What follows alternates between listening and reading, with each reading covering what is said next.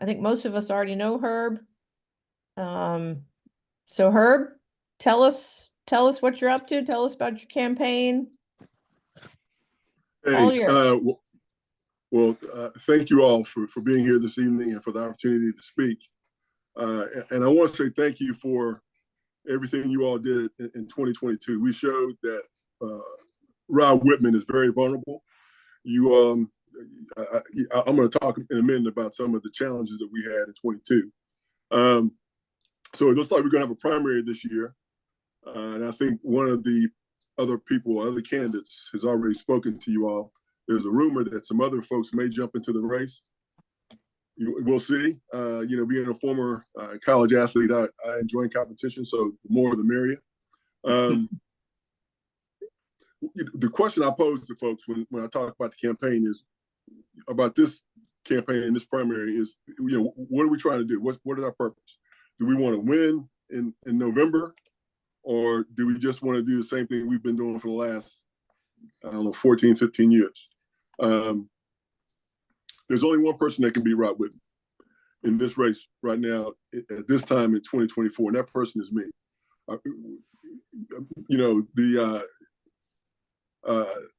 We have been in the first congressional district with Rod Whitman for years, and we all know that. We've had some great candidates. We know that a first-time candidate is not going to defeat Rod Whitman. Whitman has never faced in consecutive cycles the same person. Assuming I'm fortunate enough to win the primary in June, this will be the first time that's happened. The good thing about that is I have name recognition, not just in New Kent County or James City and Williamsburg or Henrico and Chesterfield. I have name recognition throughout the district. And I'm not new to this. I've been doing the work for a long time. People criticize me because I don't talk enough about what I've done. So what I've decided to do is kind of talk a little bit about the work I have done. And I grew up in Roanoke, Virginia. I was doing the work when I used to go to the homeless shelter and volunteer with my mother. I was doing the work when I was elected to the National Honor Society in my high school. I was also the president of my student government association. I was doing the work when I earned a full scholarship at Appalachian State University, where I joined ROTC. And upon graduation, I was commissioned a second lieutenant, and I took the oath to protect and defend the Constitution. So, I've been doing the work a long time. I didn't just show up. I was knocking on doors of many of you there in Williamsburg and James City County. I was knocking on doors for Barack Obama one day, and the next day I was on an airplane heading to Iraq. I did the work leading soldiers in Iraq and Afghanistan and directing theater-level logistics operations.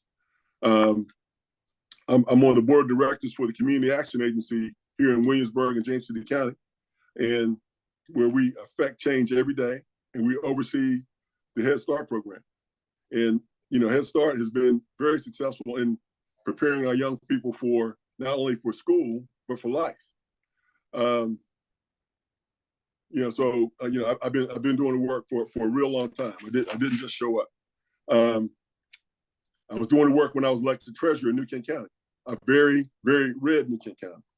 And in fact, when I ran for treasurer, the person I ran against was born, and I was to come here to New Kent. My wife and I was at Fort Lee. I got off active duty, and my wife and I moved here in the mid-'90s. When I ran for treasurer, I ran against somebody who was on the board of supervisors, born and raised in New Kent County, and was the chair of the board of supervisors, and I beat him by a wide margin. And it's simply because I got out, knocked on doors, and I did the work. In 2019, you all may recall that I ran against Tommy Norman. At that time, Tommy Norman was the Senate Majority Leader, the most powerful Republican in the state of Virginia. And we got almost 45% of the vote. So I'm not afraid of competition. I don't like to lose. Don't get me wrong. I certainly don't like to lose, but I don't want to see somebody who I don't feel has the best interests of all people in mind go unopposed. So that leads me to 2022. No one was going to run against Rod Whitman. A couple of people put their name in the hat and pulled it out. And I received several phone calls encouraging me to run. And some of you may have heard me say this because I have some friends that have run for Congress before. And I said, anybody that runs for Congress is crazy. And so here I am doing it again. But the reason I'm doing it again is because in 22, we earned 43% of the vote. We were outspent 8-1. I had a bare bones campaign because I didn't get in the race until April. And you know, Whitman had $1 million. I think we raised 350. So we know that if we raise the right amount of money, and I'm running a very traditional campaign this time, we know that we can beat him. So yeah, I've been doing the work. I've been doing the work a long time. I didn't just show up. Governor Northam, Ralph Northam, has seen the work that I've done. And when Governor Northam was in office, he appointed me to his military advisory council, and he's endorsed our campaign. So if anybody's going to beat Rod Whitman, it's going to be together. It's going to be us, because we've all collectively have done the work. Proverbs 29:18 says that where there is no vision, the people should perish. So what's our vision? What do we want to see in November? Do we want to see Joe Biden reelected? Do we want to see Tim Kaine reelected? Do we want to see Rod Whitman out of office? I certainly do. And you know, and collectively, if we make the wrong decision collectively as a country and as a state and as a district, as a congressional district, our country changes forever. So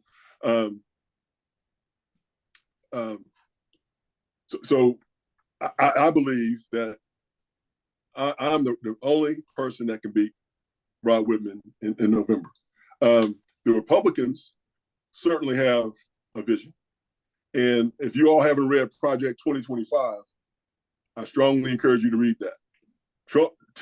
Donald T. Rump is talking about gathering up tens of millions of people and deporting them somewhere. And if you read Project 2025, it's scary. So, you know, I need your vote in June, and I need your vote again in November. So, and the lifeblood of a campaign are volunteers, and you know, we need folks to knock on doors, make phone calls, write postcards.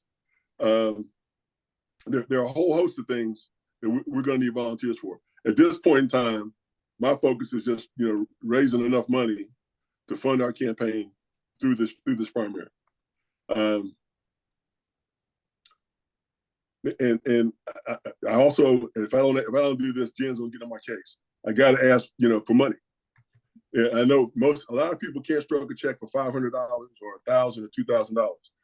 We have an effort going on right now where we're trying to get to 10,000 people to make monthly recurring donations of $20.24.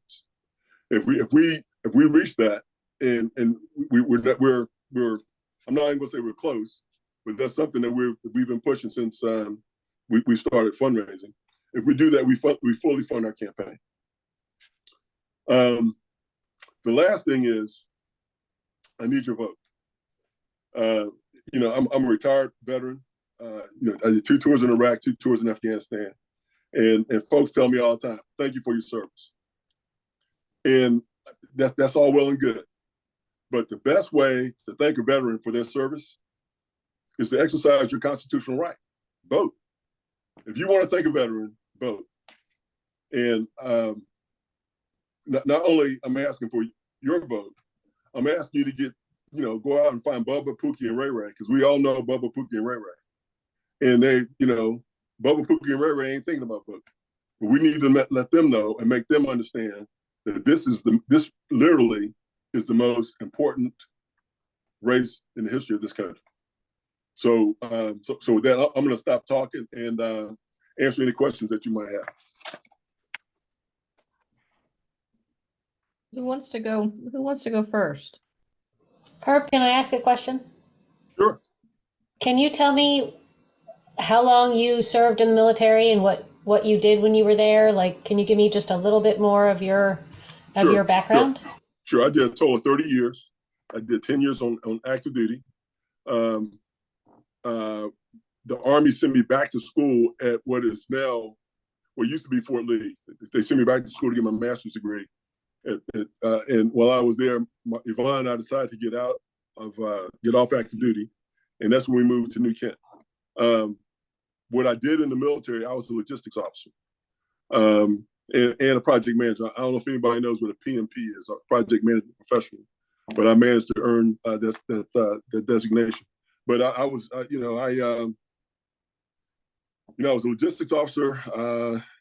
I retired at the rank of full colonel. I was able to trick some folks, and they kept promoting me. And I'm like, "Are y'all sure y'all promoting the right? I got the right name?" But they promoted me, and so I did. I was at Joint Forces Command down in Suffolk when 9/11 happened, and shortly thereafter, I was called up to do some Homeland Security stuff, and then a couple of years later, I was called up and I was sent to Iraq for 2 tours. Oh.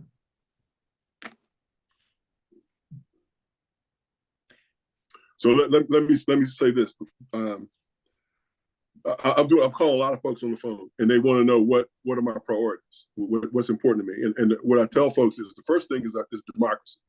Our democracy is in trouble, and by virtue of the fact that I've myself and a lot of other folks have put their lives on the line for this country, we have got to preserve our democracy. And if we make, again, like I said earlier, if we make the wrong decision, we may have a king instead of a president. Secondly, is women's rights. I worked very hard and knocked on a lot of doors for the Equal Rights Amendment that was passed a few years ago. And I often talk about a few years ago, Yvonne, my wife, was pregnant, and the doctor said she's probably going to miscarry. Well, we knew she was going to miscarry, and it was over the Christmas holidays, and we were in Northern Virginia at my brother's place. Both my parents were still alive. My mother was a registered nurse. One morning, Yvonne woke up and she was bleeding heavily, and we had to rush her to the hospital. And we recovered. But anybody that's gone through that, they understand how devastating that experience is. And right now, in parts of this country, someone could knock on our door and want to investigate whether we had an abortion or not. And I find that unconscionable. That government is going to force someone to do something that or even if nature took its course, they're going to still subject you to a very intrusive investigation. And I just I think we need to codify women's rights to make their own healthcare decisions. And then thirdly, infrastructure. Infrastructure, not only for roads and airports and the electrical grid, but I think we need to invest in our schools and our teachers. I think what we're doing, sending money to Iraq, to Ukraine and the other parts of the world to help prop up democracies, I think that's all well and good. But we're sending a lot of money overseas. We can spend a little bit of that money, and I'm talking about a fraction, to pay our teachers, invest in our schools, and invest in our children and our future. So those are the 3 priorities for me. When in terms of what I see as a need going forward.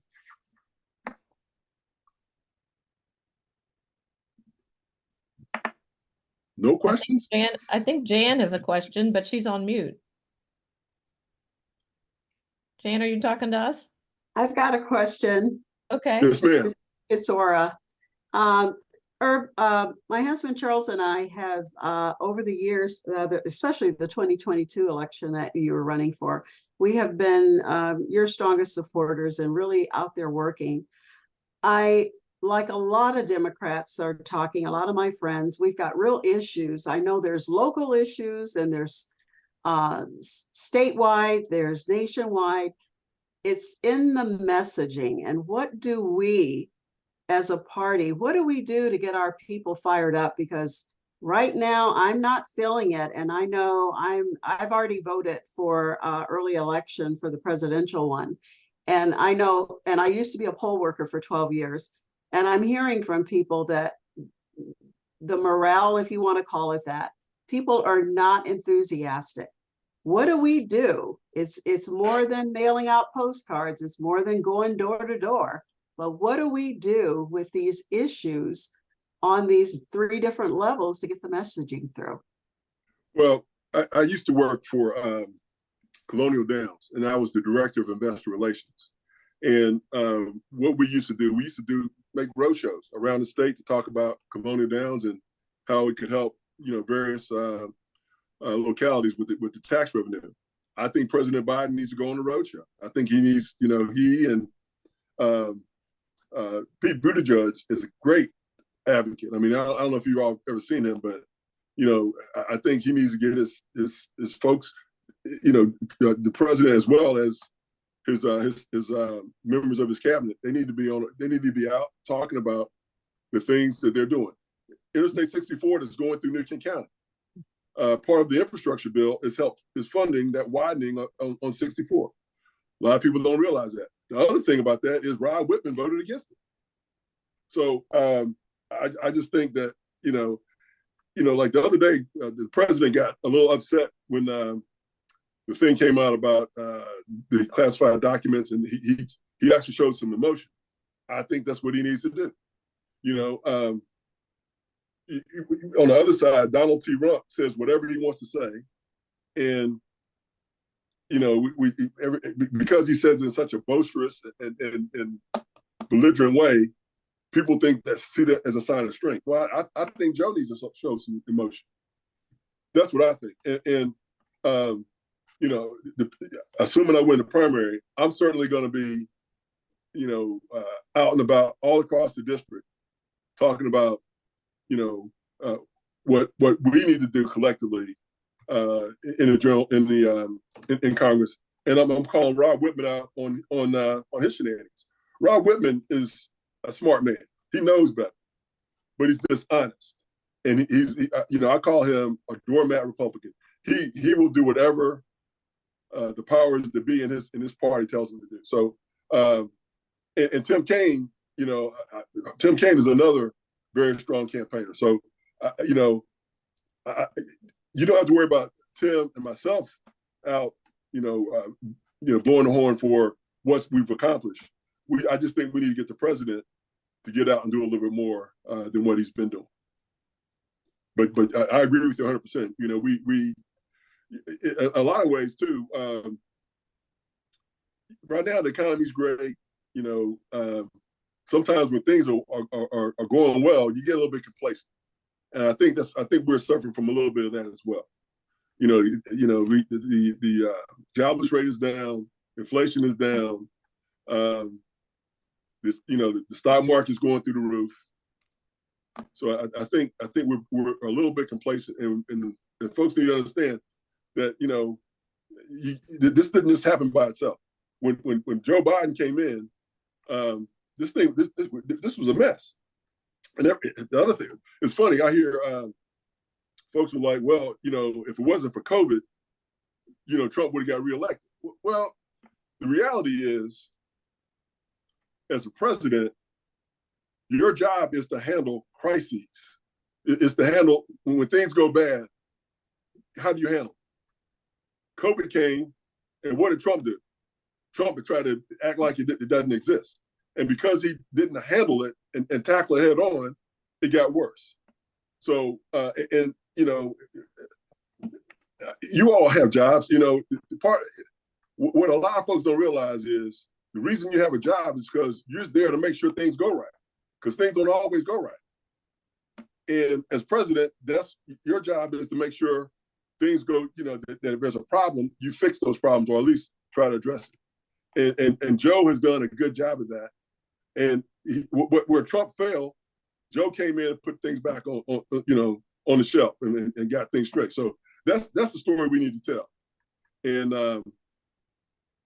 right now, people are a little bit complacent, and I think the president might be a little bit complacent because things are going well. But So, that's a long answer to your question, or Well, and Herb, if I can add to that, in all of my campaigns and all of my polling, economy is at the top of the list. That's what people are worried about. And we're obviously losing that battle. The economy is doing well, and Democrats and Biden's being blamed for various problems. There's a great article in the Washington Post today where they talk about polling and asked people what it means to be middle class. And I think that might be where a disconnect is, because only a third of Americans define themselves as being middle class. And one of the things they list is financial stability, not how much you make, but do you have the stability to cover your bills, to do the things that you need to do. yeah. So I think we've got to get a handle on that messaging and penetrate with how good it has been to have a Democrat in the White House for our economy. Yeah. Jane, I know I saw your hand up. Yeah, my hand was up, and Herb, I used to be your neighbor in New Kent, and you were a terrific county treasurer.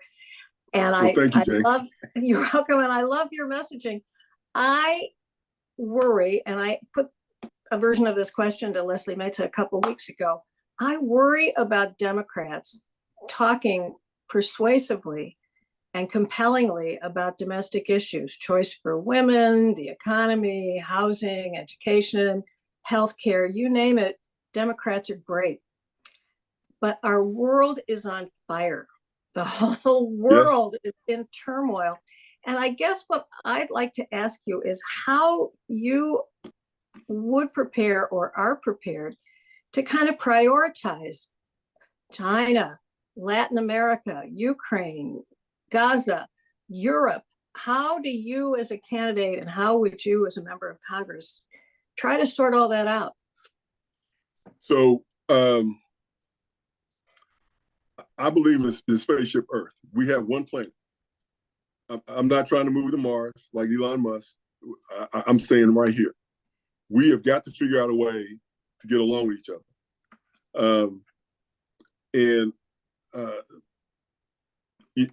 I think that the United States is still the greatest country on earth, and I think we need to begin to exercise our muscle when it comes to what's going on in Gaza. It's another country. I understand that we don't control Netanyahu, but we need to put some pressure on him on what needs to happen, for a two-state solution, and just it's a massacre of a lot of. I probably shouldn't use that word, but it's the killing of a lot of innocent people. It just needs to stop. We have got to provide Ukraine with the weapons they need, because if we don't, Russia is just going to continue to move into Europe. I mean, it's just common sense. So I mean, it's not it's not simple. It's going to take a lot of work, a lot of coordination. But as the world leader, we have got to act like it, and I think we are to a degree. It's just there always a flare up, and like I said earlier, the president has to be able to handle crises, and I think President Biden has done a good job of that, and he just needs to talk about it. The environment is. I mean, there's so many things wrong that could go wrong, and I think when you look at our budget, and primarily that's what Congress does is prioritize what's important. I think that we need to allocate our resources to fixing those issues that are going to ensure spaceship Earth is here for the duration, for our children, our grandchildren, our great grandchildren. I talked about our vision. You know, my parents had my great grandparents had a visions for, you know, me and my brothers, and you know, I have a 7-year-old grandson, and you know, I could easily just stay home and just say that, you know, I don't really want to go through the, you know, through all the everything to run for office. But I look at my 7-year-old grandson and I think about his kids, and 100 years from now and 1,000 years from now, and what we do today is going to affect or determine, you know, what our country and what this world looks like, you know, going into the future. So yeah, and it's not static. We you know, yeah, we're here right now, but everything changes. And if we're not proactive in taking the steps to, you know, to ensure that our society and our world survives going forward, then shame on us. And that's part of the reason why I'm running. I see Jessica's on. Jessica, you know, Jessica, I'm sure feels the same way I do about a lot of things. So I'm not sure if I answered your question, but that's kind of how I see it. I think if you can't give up, you got to continue to fight. And you know, if there's something wrong, you got to identify and you got to come up with solutions on how you're going to fix it. I'm not sure if I answered all your questions, Jane. All right, we'll go Jan and then we'll go Jess. Thank you. Herb, Hey, Jan. like everybody else, last night put that TV on or heard it over whatever about the shootings at the Super Bowl parade. Yes. It is not just one location we had shootings in the United States yesterday. What is your stance? And I'm hoping it's firm so I can say it when I do door to door. Mhm. What do you recommend? What are you suggesting? What do you feel about this? I think guns should be regulated just like cars. If you own a gun, you should be licensed. You should have insurance, and every gun you have should be registered. And you should have liability insurance for every gun. And I think that safe storage. If you don't take precautions to lock your weapons up, and your child gets a hold of one of your weapons and takes it to school and shoots somebody, then the parent should be held responsible for that. But I think you know, people have 4 or 5 cars. Every one of those cars are registered. Every one of those cars have insurance. You have to have training to operate that vehicle. A gun, I mean, to me, it's just common sense. You know, and you know, we're going back to the Wild Wild West, and I just think that guns should be registered like cars. All right, and that will be one of your platforms? I say it all the time. Okay. I say it all the time. Okay, Herb. Yeah. I want a solid sentence to say about it, that's all. Yeah. Guns, you know, guns should be registered, should be regulated just like cars. You should go through training, and you should have a license, and you should periodically have to get the license renewed. You should have insurance, and every gun should be registered. And you should be required, and part of the training and licensing is how to store guns. You know, how to safely store them. You know, I don't know why anybody needs, you know, a weapon of war on the streets, an AK-47 or, you know, automatic weapons. I don't understand that. You know, but you know, I think it's too easy to get a gun. And there are a lot of folks who mentally should not, you know, have some mental issues or they're a little bit unstable, and we need to strengthen our red flag laws. So yeah, I'm real firm on guns. Thank you. Mm-hmm. So I don't really have a question. I more wanted to add to, I think what the question you were answering earlier, and then what Jen just said about messaging. I think when it comes to not necessarily how President Biden can do messaging at the federal level, which is important for Dems as a whole, but for you in this district is really speaking to Whitman's past voting record, which I know you do, but Oh. like really honing in on it.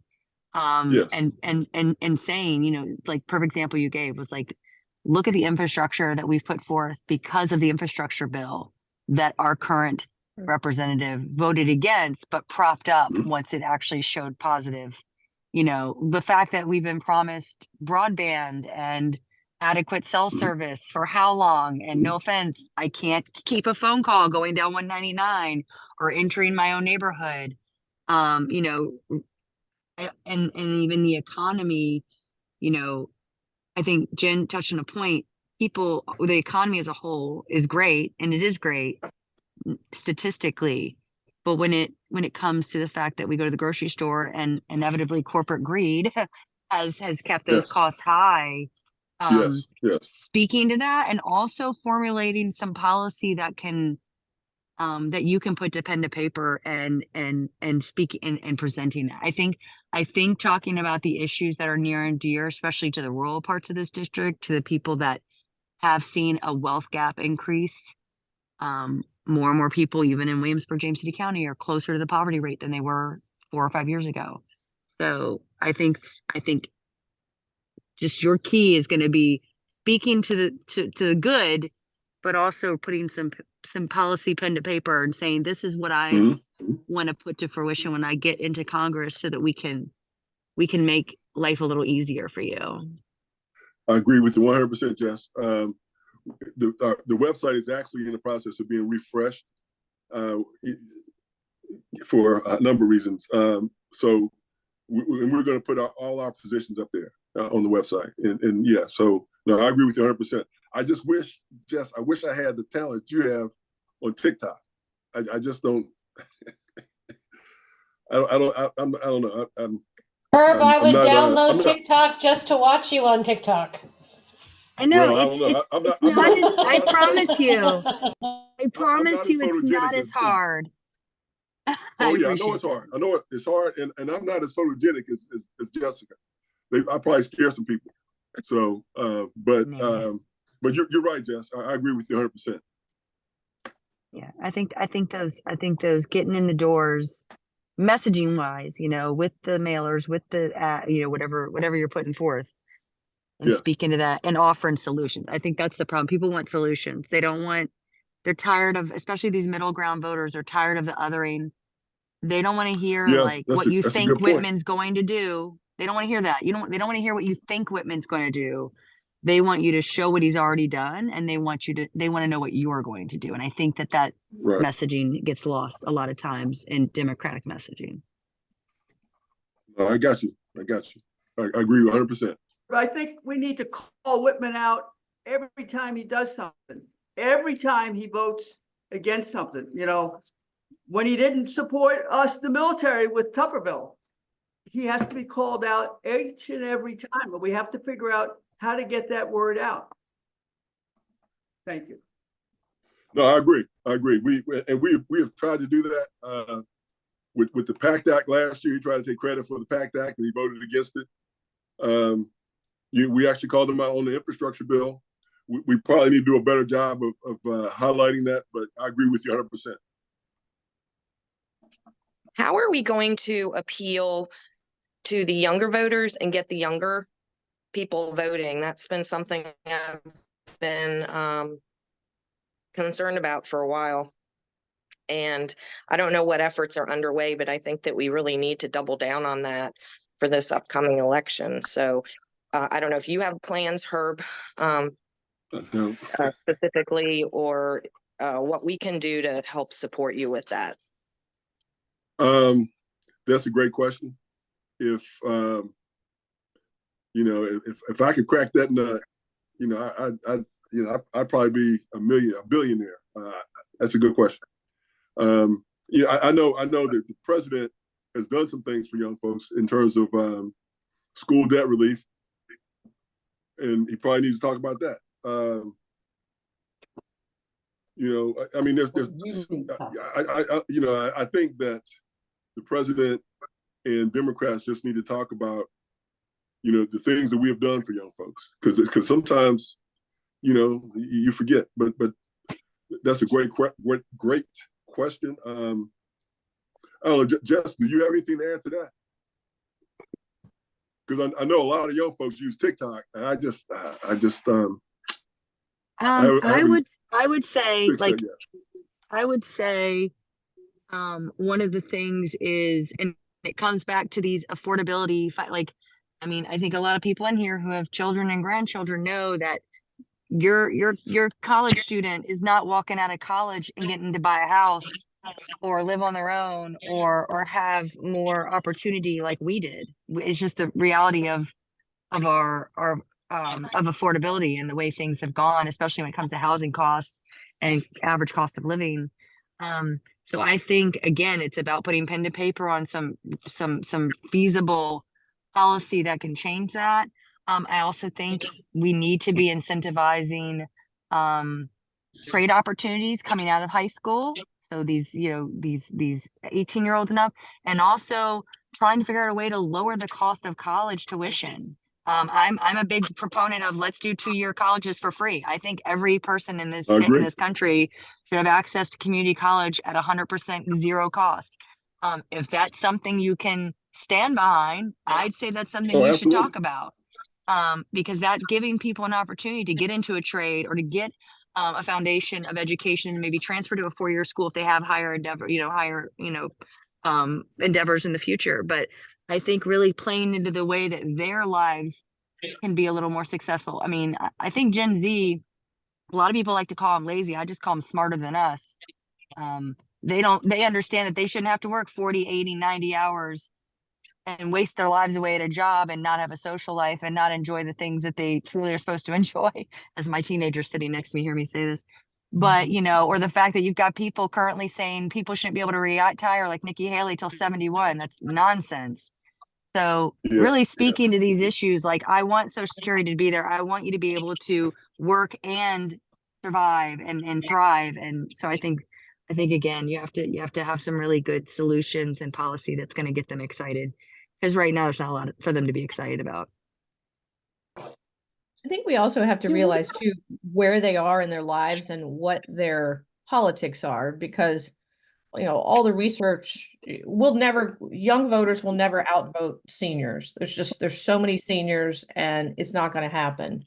But what they can do, even if they don't outvote them, is be the margin, be the people who move the election. But young voters tend to be much more strident about their policy positions than older voters and that often elected officials are. So I think learning to talk to them and taking their positions seriously is really important. I know a friend of my daughter's sat down during the first race, and he was demoralized because he said Democrats don't take climate change seriously. That we have a whole generation of kids who believes that the world is nearly ending. And then here we as electeds and as older people are moving incrementally. So I think until we accept that they need to see big change, that we're gonna struggle to get them. Do we have any sense of how they affected the November outcomes? By age, young people. In a couple of districts, they were pretty impactful. I mean, ours technically was one of them. We had 590 college students come out on election day, and Lily Franklin also had a pretty big influx. But they're not the majority, but they need to be seen. They're growing in numbers. Well, and again, they might not be the majority, but they can be the difference. And that's, I think that's what's important to remember. Okay. I think we just need Taylor Swift to endorse Biden. We're all good with it. It's all okay. So just give that a thought. Yeah. I finally got off muted, so. There you are. Yes, please. I kept hitting unmute and it just was sitting there staring at me. Okay. First of all, I want to thank Herb for supporting women's rights. He's always at our rallies, always supporting women, and it's just good to see. It really is. Thank you. Herb, I think one of the best things you can run on is Rob Whitman's voting record. He Oh, hasn't absolutely. voted for anything I agree with in probably 8 years. And he's just, Yes. I'll just call him a lemming, whatever the Republicans are voting for, you know, he voted for the insurrection. You know, he Yes. voted against healthcare for veterans, even though he claims he loves the veterans. And Yep. he's not saying anything about aid to Ukraine, and that's the cheapest war we'll ever fight. You know, there hasn't Yep. been one American lost in Ukraine. And that's a great war against Putin that we can fund with very few dollars. And I think Whitman's voting record is the best thing to run on. Oh, absolutely. Absolutely. We did that in 22 and we're going to do that again this year. And we'll keep doing our little videos where we interview Cardboard Rob and put it on our Facebook page. So get ready. We're ready for that. Okay. Okay. Okay. Any other comments or questions? All right. Well, Herb, thank you. Always great to see you.